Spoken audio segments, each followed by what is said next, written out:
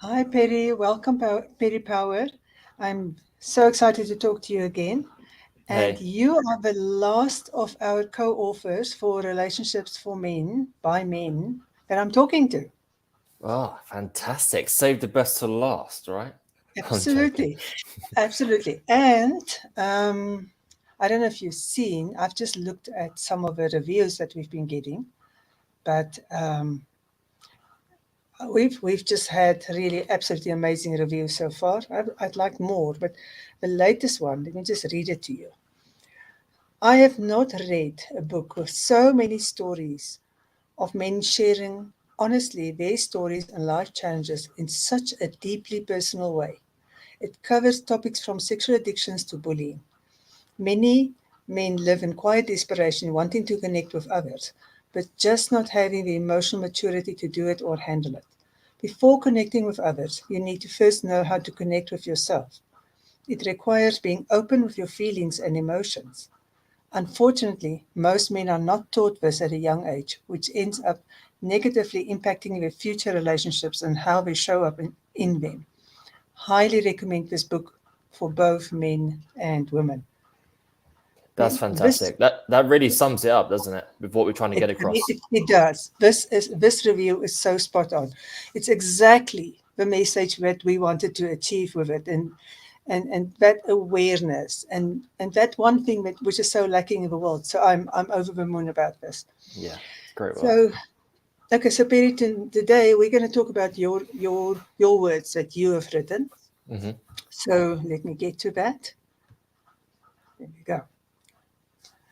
All right, so if we know that the majority of boys who gets abused go on to live in silence as men, then we can safely assume that many of these men will be having very tough, broken down, and confusing relationships.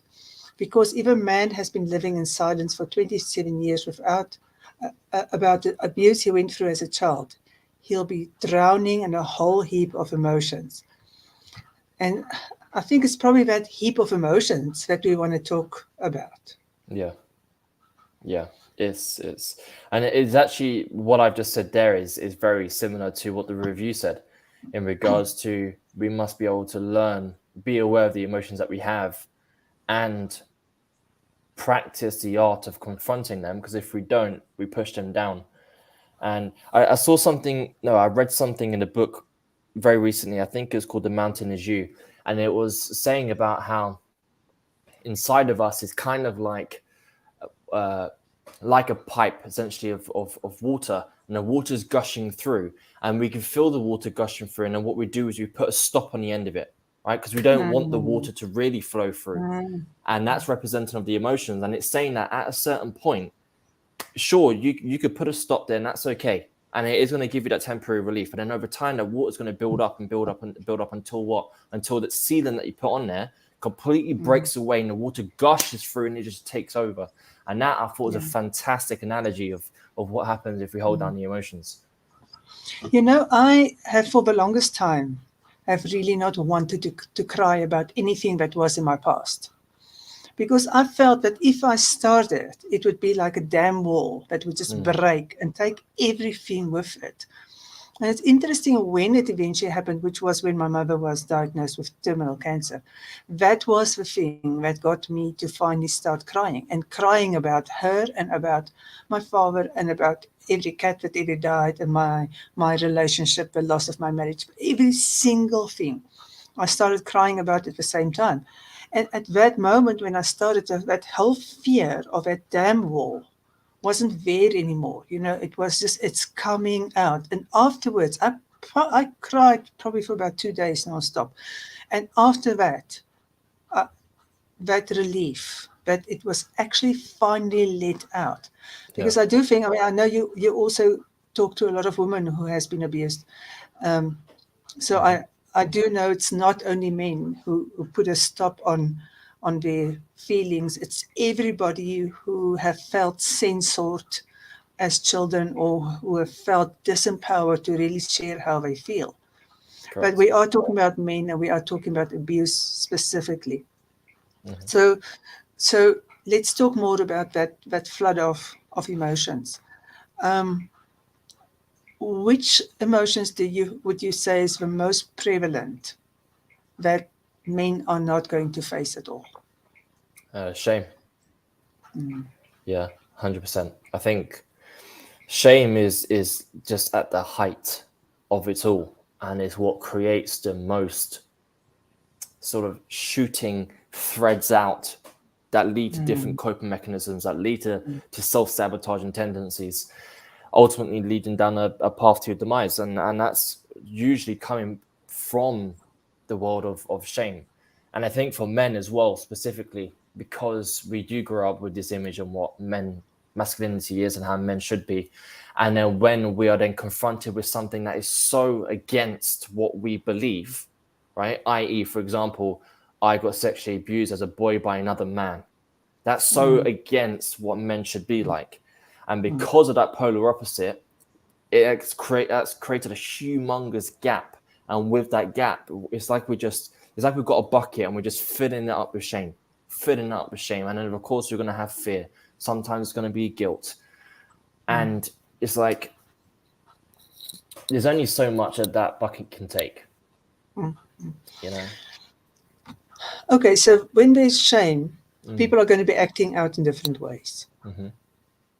So, what is it that you have noticed? What is the most debilitating things that happen to people who push down the shame?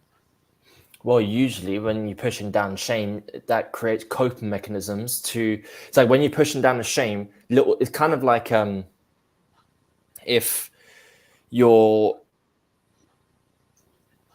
if you've got water, if you're like in a pool or in a bath or something, and you push something down, it's going to let bubbles come up, right? From the little Mm. air bubbles that are coming up. And it's kind of like you're pushing down. Let's say you've got the object, you're pushing it down. That's the shame that you're pushing down.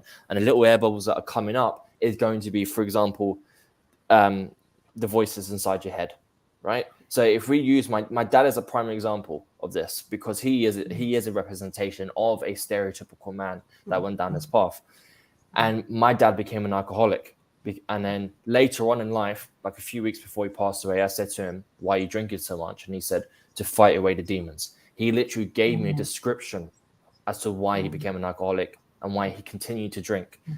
And that is because when you're pushing down a shame, things do come up, the questions, and then those questions that you're asking yourself start to get a bit darker and darker and darker, especially with the answers that you're trying to provide those questions. Why did you go through it? And like, oh, I don't know why I went through it. Did you enjoy it? And then boom, it's like you're putting yourself into like a mental interrogation room. And boom, exactly. So alcohol, drugs, work, sex, which is basically addictions, Yeah. because addictions take you away from the current pain to give you some type of escapism. And then you come back and like, oh shit, the pain is still here. Okay, let's go back over here, and just gets worse. And I also think that if people feel a lot of shame, they're very hard on themselves and Mm. then they're very hard on others too. Yeah. Yeah. I think that, yeah, exactly. And especially when they're hard on other people and they're inflicting their own prejudices or thoughts, beliefs onto other people, is because they're mirroring what is internally to them. Sometimes it's a void. Sometimes, for example, they in their head they're not the man that they should be. So their son, who's a teenager, they're going to be an overly strict parent because their little boy should be a man. Really, he's saying that he should be a man himself. So you're right for sure. The breaking the silence, but making it okay to say something has been done to me against my will, against my wishes. It was a deliberate act against me. It wasn't something that I even knew how to go looking for it. I think giving yourself that permission to not feel somebody else's shame. I think that's a really big one because the shame has never been supposed to be the shame of an abused person. It's always was supposed to be the shame of the perpetrator. Yeah, of course. Yeah, the shame is never ours to carry. Mm. Never. But that's such a big one. Yeah, yeah. I was on a call at the beginning of this week, and I was on a call with two mentors, and And one of the mentors that everyone got real, right? It was a men's only call. And one of my mentors, everyone should have a coach. Every mentor should have their own mentor. And I was on there with two of my mentors. And one of them, like one mentor said to the other, well, said to all of us about what's one thing that you're very aware of at the moment that's it's a problem. And the other mentor went first. And he goes, my one is fear. And it always has been, fear of failure, right? Mm. It's fear of failure. And then the mentor who asked it, he goes, and it really stuck with me what you said. He goes, with failure, it's pretty much a task that we were given when we were a kid that we failed, but it was never ours in the first place. That task should never have been given to us in the first place. We were set up to fail by whoever gave us the task, which we ultimately and brutally failed, and then we was punished for it. And that then sticks with us, and that really stuck with me in regards to the failure. And I think it's similar to the shame too. The shame that they say it's not what a thief takes from your house, is what get left behind. And that's very similar in that situation. Like the thief should never have come to our house in the first place. Right. So when they go, we are left with that aftermath. We're left with then what we call trauma. And yeah, Yeah, that's a really good analogy. If a thief came to your house. yeah, yeah, Yeah, this thing about the fear of failure is the fear of imperfection, the fear of not adding up, the fear of not being good enough. I mean, all of it just goes so tightly together. So I'm busy with a self-esteem course, and it's one of the building blocks that if we didn't get that building block of a parent who normalized failure for us as as a lesson. It's just I a like that. lesson. Yeah, If a parent normalized that for us, failure is just a lesson, then we can normalize anything which we see as failure, mm, because then it is just it's a normal thing. It happens to all of us. We need it in yeah, order for us to learn a lesson, turn a different direction, try harder, not try harder to be perfect, but try harder to perfect our skill.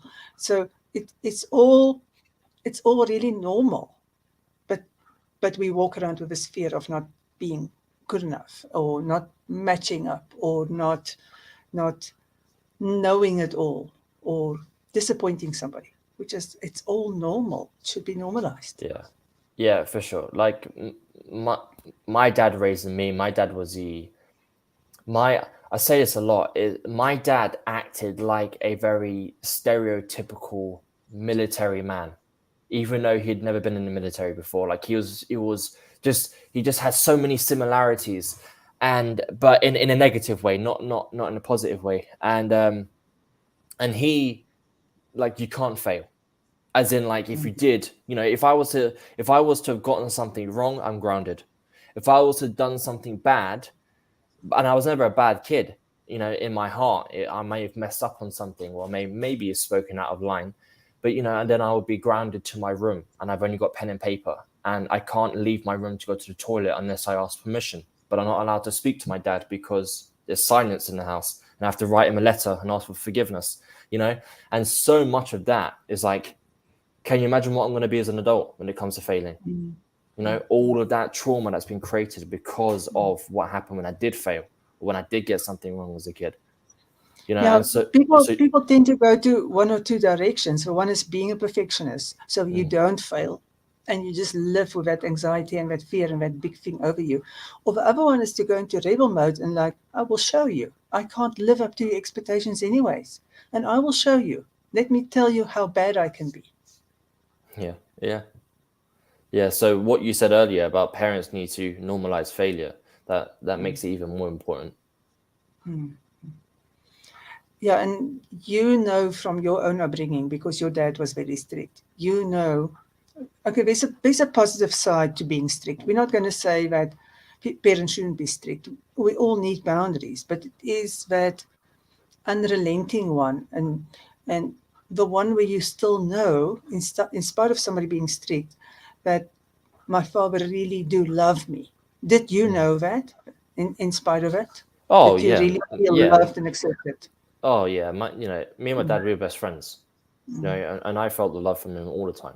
Like I know, mm. it's just because I knew what type of man he was and where he was raised and everything. Yes. And I saw through that, so I never have Yeah. that doubt. Luckily, Yeah. And that's so important that you actually know that for sure because so many don't know. So there's nothing wrong with being strict. Um, there is, of course, harshness, and harshness, being harsh is not good. There has to be balance.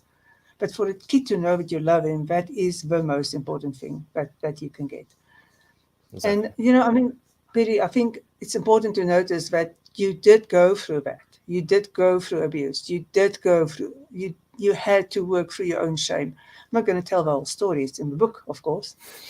But um, you had to go through it, but you had resources because, and it's probably very much because you did know that you were loved.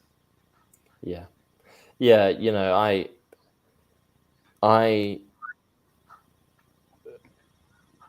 I definitely was loved, and I definitely had the parenting that reflected that I was loved. I also had the parenting that reflected that in regards to fear for speaking out, which is what ultimately created the silence that I lived in for so long. And however, like I definitely had the help in regards to once I spoke out, because I went through counseling when I was at school, but I don't remember any of the counseling sessions. I don't remember any of them.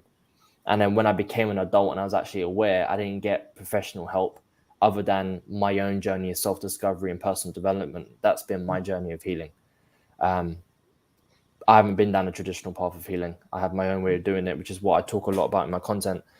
But I think for a lot of people who have gone through abuse, a lot of men who've gone through abuse, some of them are very lucky that they have the support around them. If they were to speak out, again, they'd have the support around them. And then we do have some men who unfortunately don't have the support around them. And we need to make that apparent that that is a reality sometimes, to be honest, quite a few times. Um, which is why I speak about it in my chapter in the book, which is why I say that it's paramount to break the silence to yourself first in as many different ways as possible before other people. So you take ownership over your story, take ownership over your feelings. You don't seek approval from anyone else other than yourself. And then you take a step into the external world with your story and your voice.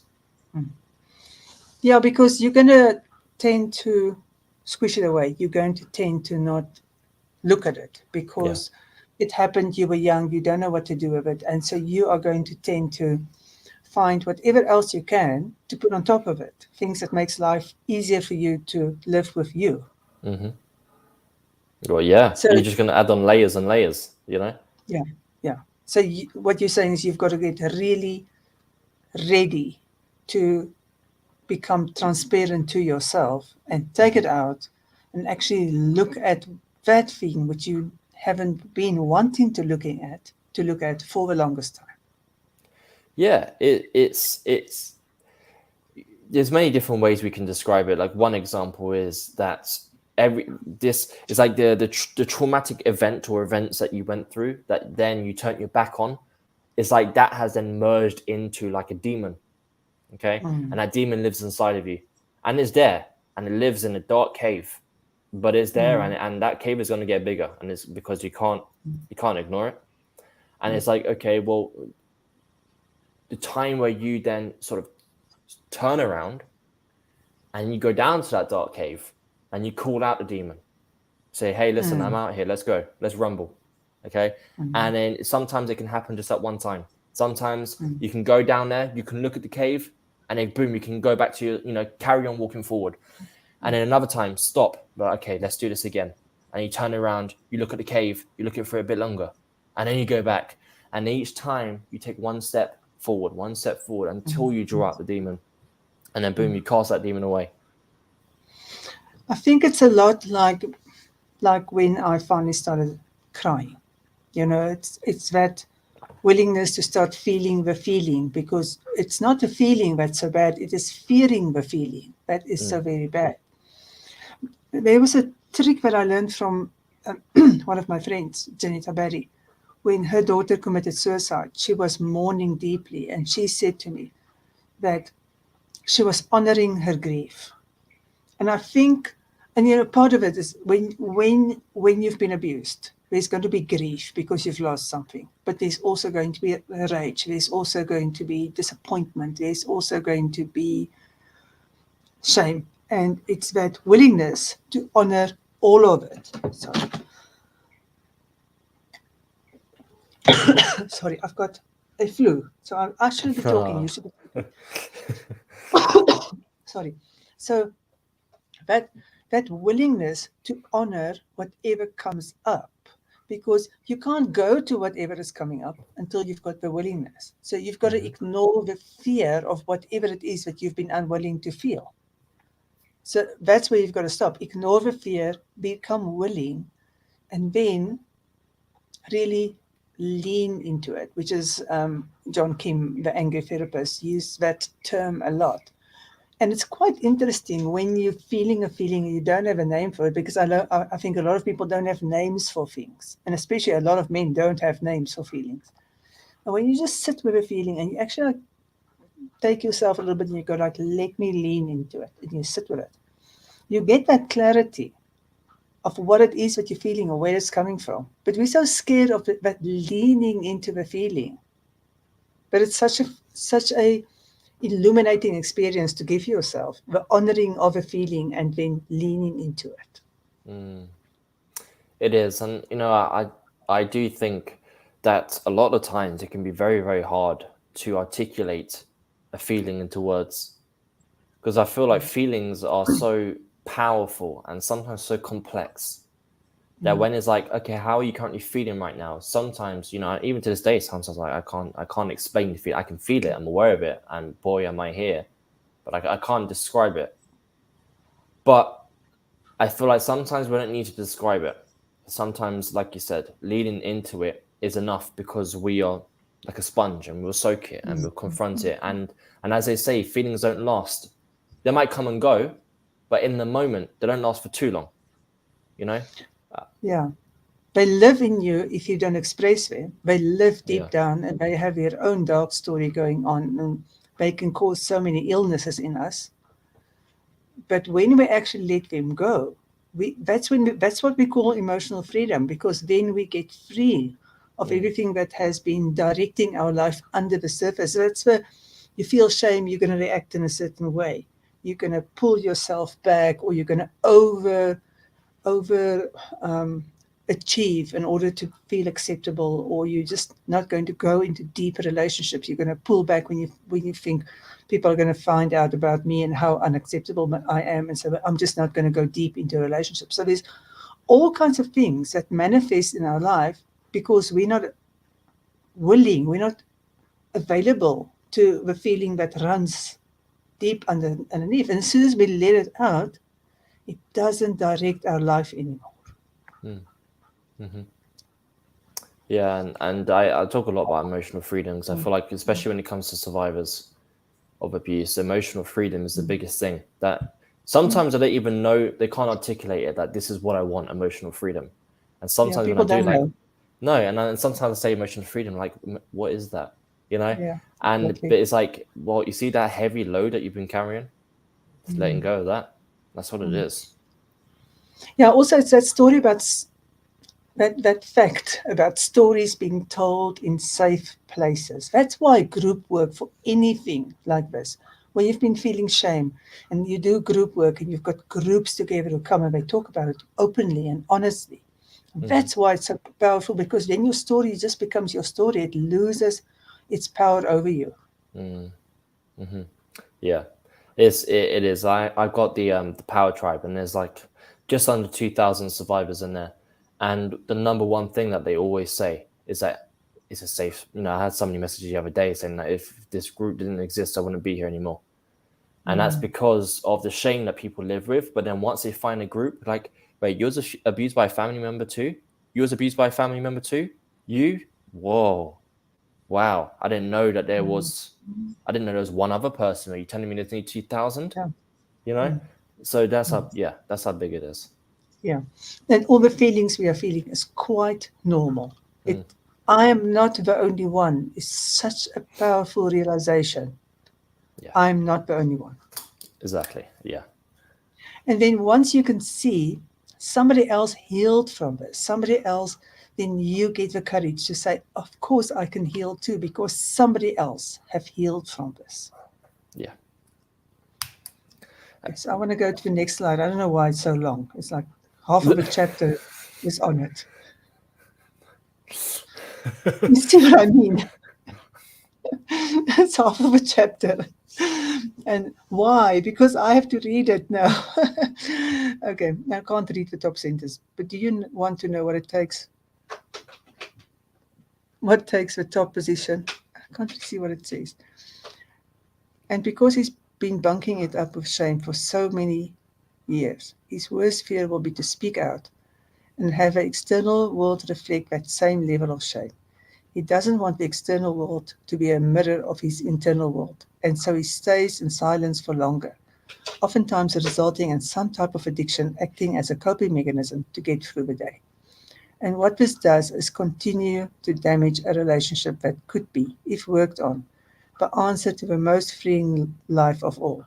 And that's the relationship with our inner child. Oh, this is why I want to read the whole thing.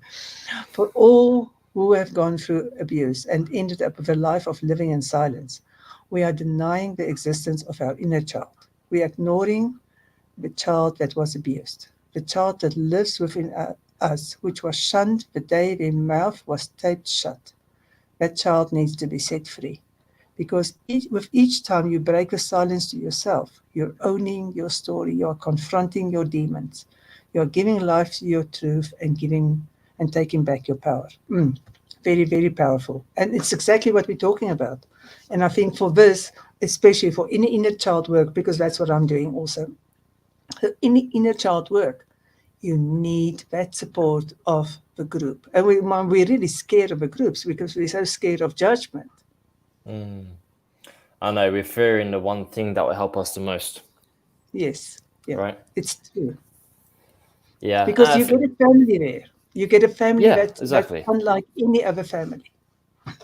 Yeah, exactly. And I think, and like you said, you do a lot of inner child work too, and that's how important inner child work is because, like, for example, with me, the sexual abuse stopped when I was 11, and that then became the 11-year-old boy that I ignored for so long, that I Mm, had broken up a relationship with.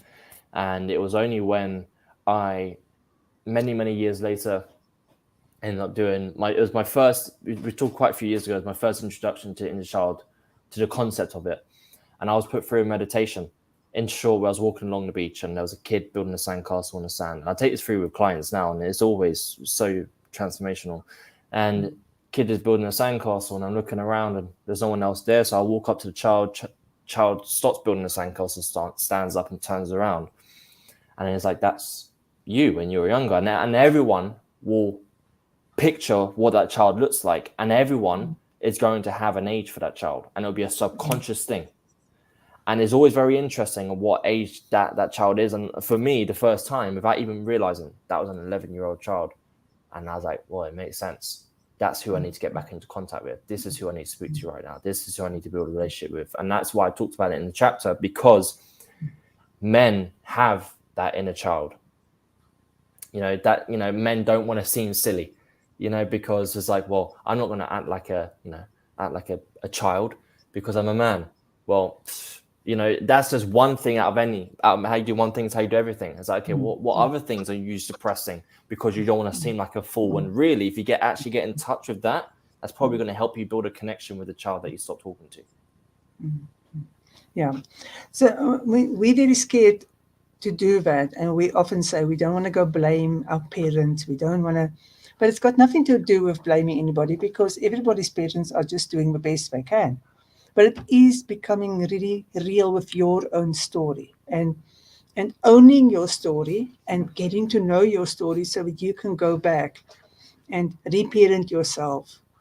And I mean that's the luck that we have. We don't understand that, but we can go back and we can redo it for ourselves, because you know what, shit happens, and you can't take that time back. There's no ways. It happened. That is how it is.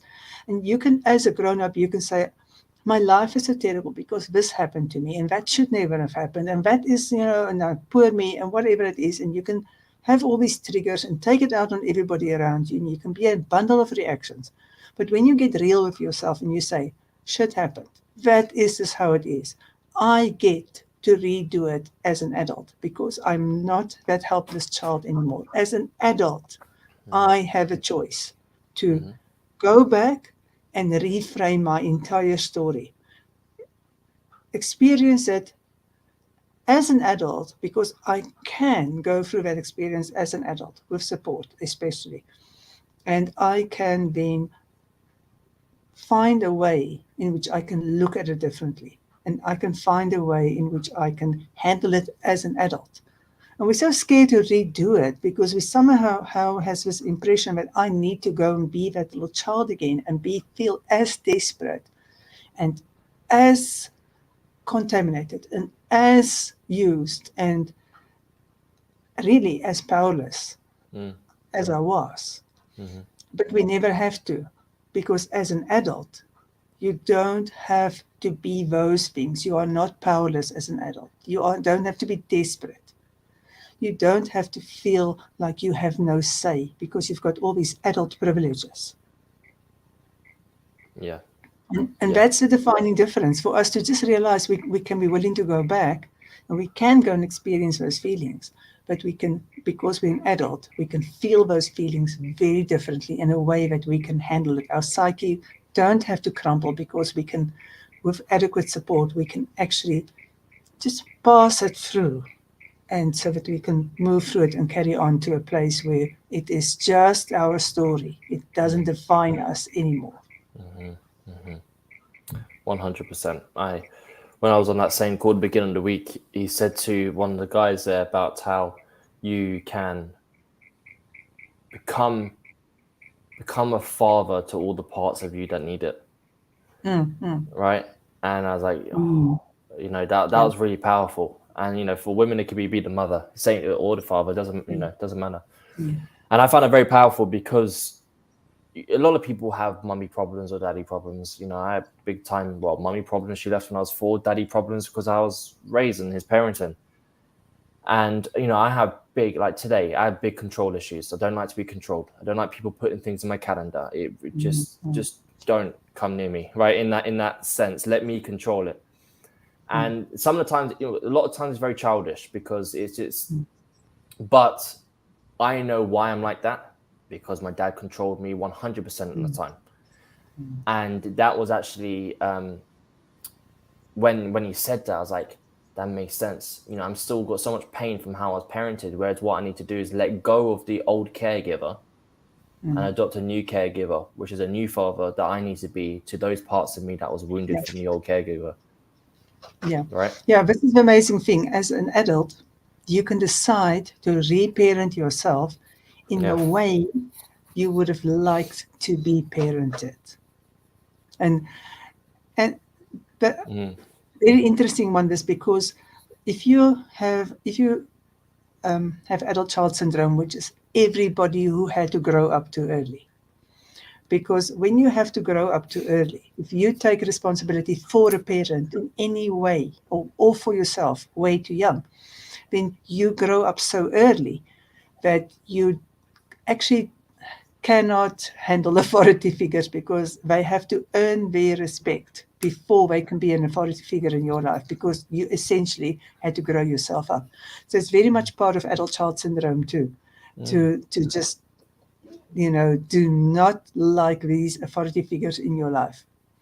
And it's so fascinating. I mean, I love what I'm doing. It's so fascinating because once you start working with all these rules that we impose upon ourselves as children growing up so that we can just get through whatever was so hard, and you get through that thing that was so hard, you manage to make it work until you're about 19, and now because you believe in it so deeply, you want to keep that same set of rules, the survival rules. And survival rules are never thriving rules. So we hold on to the survival rules because we're not aware of everything that goes on underneath the surface. And mm, they are not thriving rules, they are survival rules. But they worked for us when we were small and we mm, needed them. Mm. Yeah, definitely, and also that not being able to let go of survival rules is also speaking to a much bigger problem, isn't it? Because there's gonna be a lot of other things that are not able to let go of, whether it's letting go of their belief that inner child is a load of rubbish, or Mm. letting go of the belief that men need to be men and women need to be women. And that's, I guess, is with the book is, relationships, men, relationships to themselves, relationships that then they have with other people, which is a reflection of the relationship that they have with themselves, is a lot of what we're trying to tackle here. It's true. That's why I stopped my entire program for a year and I rearranged everything and I just started doing the self-esteem work in between because the world needs self-esteem. The world has the story of we looking us fine on the outside. We absolutely look like we are coping and we just look like we're okay. And but we walk around with so much fear of being judged and so much fear of people seeing inside us and them judging us the way we judge ourselves. And that whole part of reparenting, the most important, the biggest thing is for us to get the ability to start loving ourselves deeply and accepting ourselves deeply. And to get to that point, you've got to be such a kind, loving parent to yourself. Mm, you do.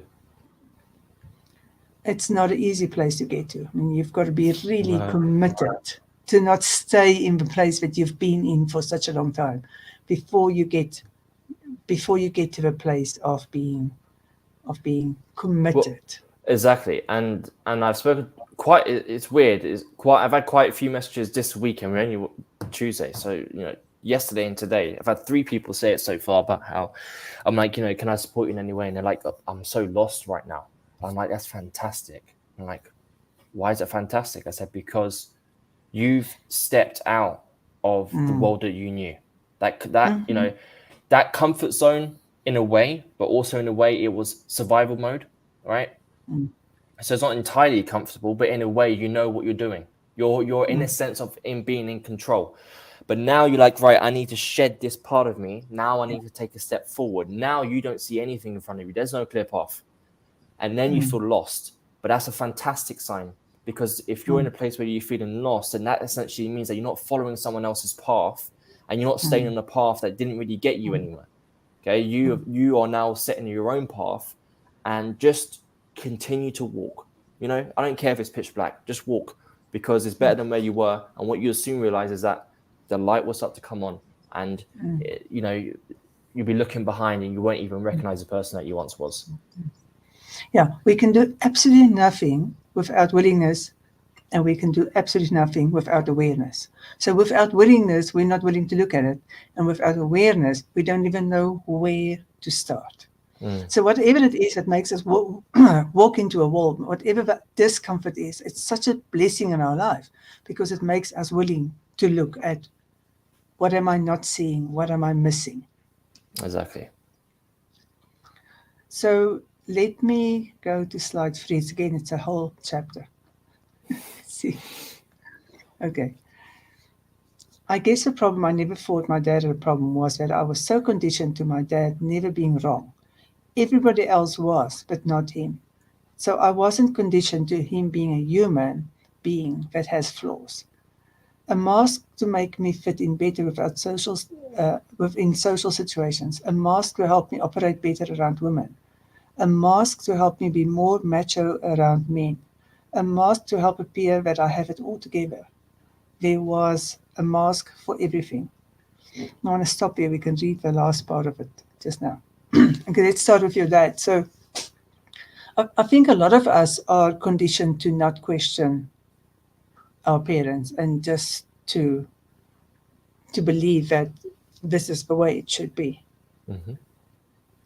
And Yeah. that sort of guilt that you feel like you're being disloyal because part of growing up with challenges is that you get to have this extreme loyalty and it's just something that you have to be loyal.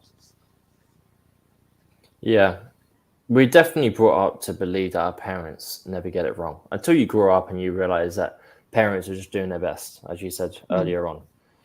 But when we were a kid, we don't have that awareness, so we just listen and we mirror. So if we sort of are conditioned and told that we should never backchat, we should never question our parents, and whatever they say goes. If they say jump, you say how high. Again, kind of military style, right? Which it was with my dad. Is that then when if I believed as a child that my dad was never wrong, then in a way I'm going to believe every family member what they do is never wrong. So when my step Mm, granddad is sexually abusing me, well, this can't be wrong, right? It's just a form of mm, love that mm, my dad isn't showing me. But mm, if my dad said to me, parents get it wrong too, or he did it in his own way that I would have understood as a child, then it might be in a bit of a different story because I might have had some mm, type of awareness. But that's not to put the blame on my dad. That's just to say how it is, and that's what I've learned mm, from it, right? mm.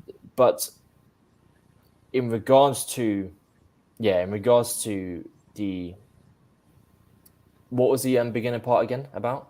What was the thread? Let me go. Let me go back to it because I'm still there on your dad. So let me Yes, just go back to the yeah, second one again. uh, Okay. Oh, about the mask and a mask to make you be more mature around me. I mean, I think that was that it. one is huge. I think the relationship one also to to to know how to relate to other people and in the relationships. But I've seen this so often that a lot of my male clients and they really macho amazing guys Mm, and they have this fear of not being macho enough for other men. yeah, it's just the way it is in our society, and I think that there's a healthy dosage of masculinity and macho-ness, but it's when again, like, nothing's black and white. Okay, we always need to have some type of balance, and it's the lack of balance that's what's causing the issue. My dad, there was no balance. He was a Cockney guy from London. He was a man's man. He's a geezer. So I obviously mirrored that growing up because my dad was my hero. So I was like, okay, well, that's how I need to be. That's what a man is. So and then I just then adopted that belief. But it's about shattering that belief, and it's about not wearing those masks because we human beings are emotional creatures. We just are, but we block it out to fit in with a certain societal way of being and doing things. But it is about going back to our truth, going back to how we are as a human being, and just embracing that in whatever way that looks like. And that is removing the masks. Ideally, not putting them on in the first place. Well, I also think this is where the groups become so powerful. It's this fear of other men, this fear of not matching up to other men that men has. I don't think that a lot of people are aware of it. I think it's something that's really below the surface. How many men have fear of not being macho enough for other men? Yeah, I agree. To be honest, I think you see it a lot in the gyms for men. In regards to when you're in a gym, a lot of times men will look at other men, and the bigger they are, the more in shape they are, the more macho they are, and they won't ever approach that person to try and have a friendly conversation because they're not as macho as them, so they're not even going to go near them.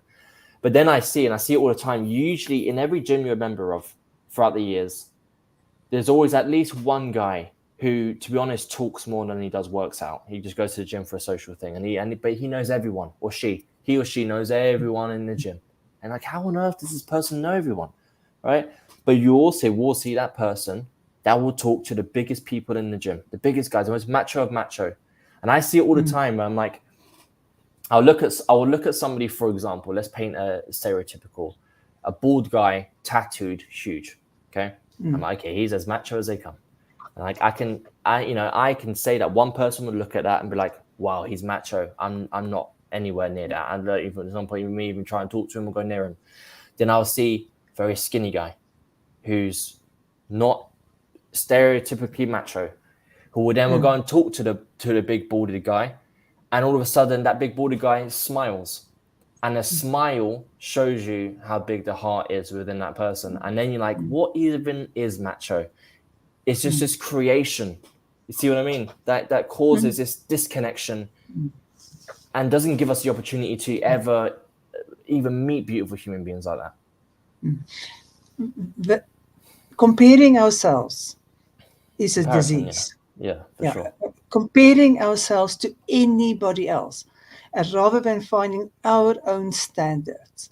That and again, it comes to the absolute overwhelming amount of people in this world who've got social anxiety and who do not like themselves enough to Hmm. not have to compare themselves.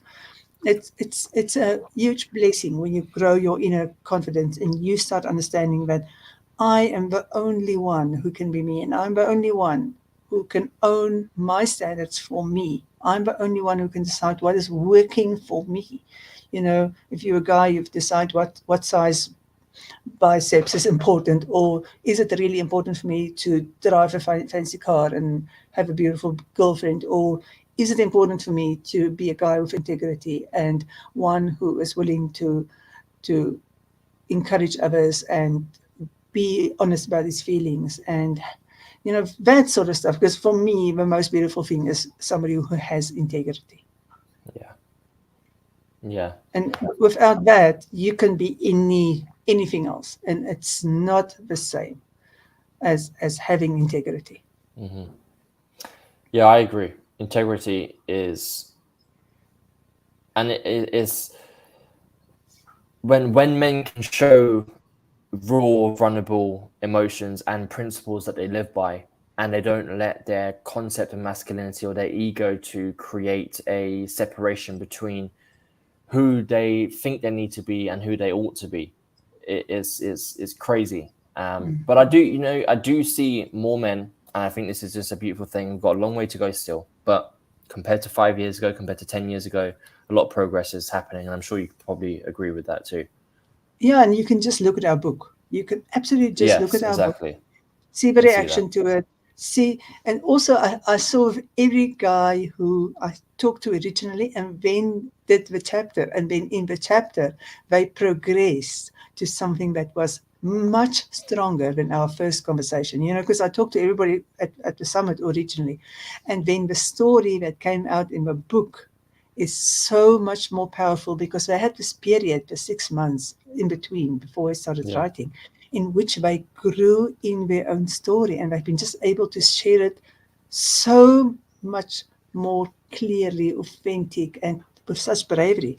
And so just to see the growth in our authors from when I talked to them originally and how they wrote the story and how they're owning their story and Mm-hmm. owning the healing and the growth and the transformation from that. I mean, that's why I'm so excited about this book and about doing this work and keeping on having these conversations, because we need a wave of people owning their story and sharing these stories in order to Yeah. start encouraging more and more men to become real and not live up to this expectation of what macho is. What is this expectation of what is acceptability according to other people? But to rather start tuning into ourselves, drop the masks, which I know is such a good thing that you use all the time. Now, drop the mask, become aware of who's inside, and fully own that person, Yeah. own that person, embrace that person, be that person, and live a life that's the best for who you really are. Exactly. Exactly. And I'm glad you really sort of hammered home on that point, because I think that for men we need to we my dad died at the age of 48, Mm. right? Alcoholic, Mine died too. from a heart Mine attack. too. Yeah, mine too. My dad was alcoholic, also died at 48. See, it just, and Snap. the similarity is Mm. uncanny, right? Yeah, so unnecessary. Such a Unnecessary. brilliant, yeah, such a brilliant guy who was so brilliant guy, clever and good, and handsome, and he just was so socially awkward that he had to drink to feel like he could fit in. Yeah. Yeah. Mommy issues, but everybody's got mommy issues. Hmm. But just the drink doesn't take it away. The coping mechanism is not a coping skill, it's a mechanism. It squishes it down. And these kind of conversations we're having and feeding your feelings and owning them and finding a support group, find yourself a support group. That's where the magic lies. The support group is is where you get the best kind of healing. I firmly believe it. Yeah. Well, I agree because it brings people, a group of people together who are all striving for greatness, all striving for shifting identity, Mm, and it's like, well, it's very hard to get yourself up and going yourself. mm, mm, And if you can do that, fantastic, because you had to do that in order to join a group anyway, mm, right? mm. A group isn't going to knock on your door. You need to put yourself out there to find out the groups, then to request to join the groups, then join the groups. You've already jumped through a few hoops there. But then when you have people around you who are like, "Hey, come on, Perry, like we need to go, man. Come on, let's go." Right? Today is just Mm, another. I mm, understand mm, it. Let's go. And then you create that small family. For some people, they don't. For some people, they don't see blood as family because the blood that they did have as family left them or abused them, yeah, right? yeah. And now they've got this new family, which I know you're going to relate to a lot, and they've got this Mm. new family now. They're not blood, but it doesn't matter because they're treating them more like family, like their own blood family did. So, and Yeah. that's why group is so important. I'm not a group person, if I go with because we say things which we've believed for the longest time. So I've always not been a group person, and also very private and very shy. And just the transformation through having facilitated groups over the years and having this whole new family. I mean, I healed inside the groups too, as much as I was helping other people. I've been healing inside the groups. And sometimes you show up at a group and you are still insecure and you're really scared of saying or telling your story. And you can sit on the sidelines for as long as you want. If you just keep on pitching up, sooner or later you will speak up. Sooner or later something will go in. And very often you hear somebody else's story, and you're not so personally connected to it, and suddenly you can hear something that you've missed in your own story, and it goes click, aha.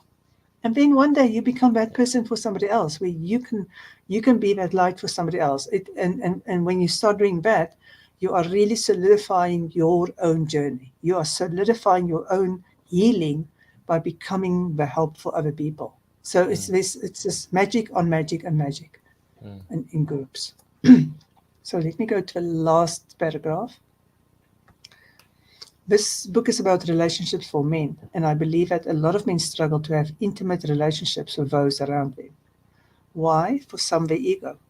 They're a man's man who doesn't need help, nor show emotion that could make them appear weak.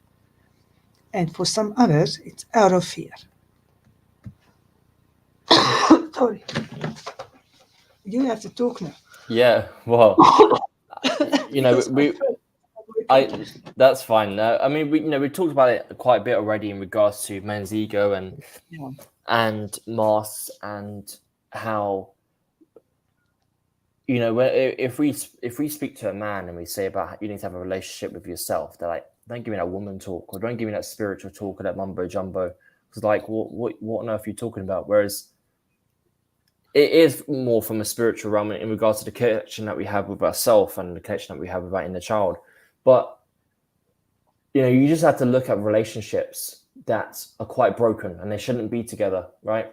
And it's because the partner constantly attracts what mummy and daddy issues, a void that they had that they need to get filled, whether they have an abusive dad and all of a sudden they're dating abusive men throughout their whole life and don't understand why, is because of the relationship that they have with themselves is non-existent, always broken down. And that's why this is a big part that we're talking about here in regards to the relationship that we have with ourselves as men becomes a relationship that we have with our partners, with our children, with our own parents if they're still alive, with relatives and with friends. And we're at a party, we don't need alcohol to be open, right?